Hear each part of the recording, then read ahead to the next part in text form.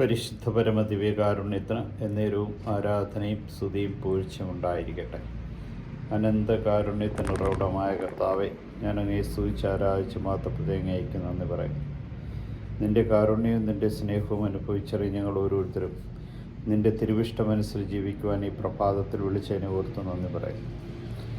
നിത്യജീവൻ എന്ന് പറയുന്നത് രക്ഷകനായ ക്രിസ്തുവിനെ അറിഞ്ഞ് അവിടുത്തെ തിരുവിഷ്ടമനുസരിച്ച് ജീവിച്ചുകൊണ്ട് പിതാവിൻ്റെ ഇഷ്ടം നിറവേറ്റുന്ന നാം ഓരോരുത്തരും നിത്യജീവൻ പ്രാപിക്കുവാൻ അർഹരാണെന്ന് ഇന്നത്തെ ഒന്നാമത്തെ വായനയിൽ നമ്മെ ഓർമ്മിപ്പിക്കുന്നു.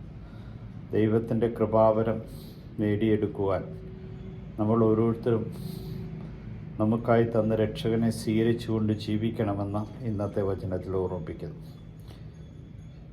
സ്നാപയോഹന്നാൻ പറയുന്നുണ്ട്, അവൻ ഞാനല്ല, അവൻ്റെ ചെരുപ്പിൻ്റെ വാറഴിക്കുവാൻ പോലും ഞാൻ യോഗ്യനല്ല. അതുകൊണ്ട് രക്ഷകനെ ചൂണ്ടിക്കാണിക്കുക മാത്രമാണ് എൻ്റെ ദൗത്യമെന്ന് മനസ്സിലാക്കിക്കൊണ്ട് ഈ ദൗത്യം പൂർണ്ണമായിട്ടും നിറവേറ്റി ദൈവേഷ്ടം അനുസരിച്ച് ജീവിക്കുവാൻ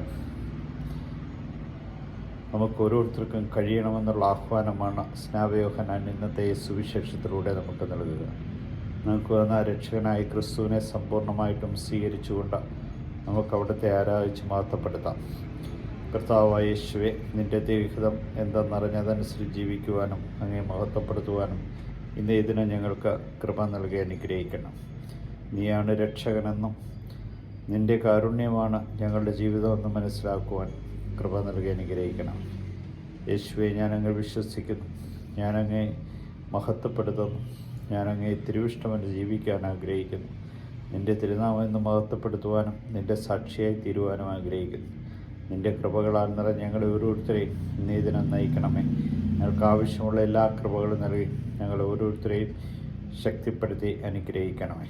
ഈ ദിവസം മുഴുവനും നിൻ്റെ തിരുവിഷ്ടമനുസരിച്ച് ജീവിക്കുവാനും നിന്നെ അറിയാത്തവർക്ക് നിന്നെ പകർന്നു കൊടുക്കുവാനുള്ള കൃപ ഞങ്ങൾക്ക് നൽകി അനുഗ്രഹിക്കണം. ഞങ്ങളുടെ സകലരും രക്ഷയിലേക്ക് കടന്നു വരുവാൻ തക്ക വിധം നീ അനുഗ്രഹിക്കുകയും വിശുദ്ധീകരിക്കുകയും നിൻ്റെ കൃപകളാൽ നിറഞ്ഞ് ഞങ്ങളുടെ ഇന്നത്തെ ആവശ്യങ്ങളെല്ലാം നിറവേറ്റുമെന്ന ഉത്തമമായിട്ടുള്ള വിശ്വാസത്തിൽ ഞങ്ങളുടെ ജീവിതത്തെ നയിക്കുവാൻ അനുഗ്രഹിക്കണം. ഈശോയെ നന്ദി, ഈശോയെ സ്തുതി, ഈശോയെ ആരാധന.